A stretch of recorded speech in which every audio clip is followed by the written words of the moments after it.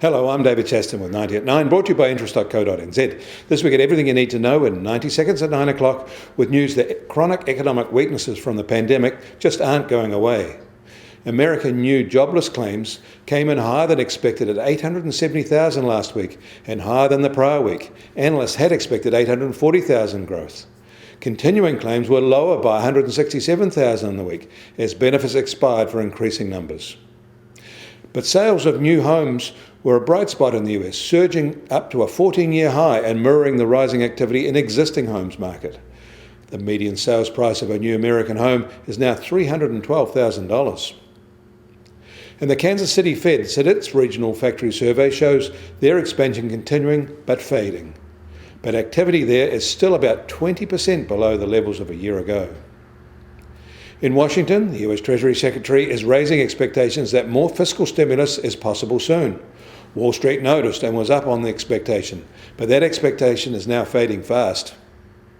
In Canada, Moody's is predicting average house prices will fall 6.7% in 2021 as their recovery stalls, economic stimulus fades, and debt problems increase. Toronto and Vancouver won't be spared, they say. In Australia, it turns out that the huge $1.3 billion penalty that the AML regulator hit Westpac with is the world's largest fine anywhere outside of the US. And the regulator says they have another large non-bank institution that they're targeting now. The US Treasury 10-year yield is down 1 basis point, it's just on 0.67%. And the price of gold will start today up by $10 at $1,865 an ounce.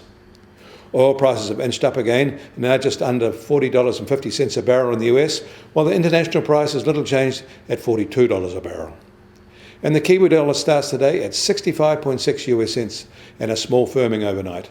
Against the Australian dollar, we're also firm at 92.8 Australian cents, and against the euro, we're marginally firmer at 56.2 euro cents. That means our trade-weighted index inched up to 69.2. I'm David Chaston. That was 90 at 9, brought to you by interest.co.nz.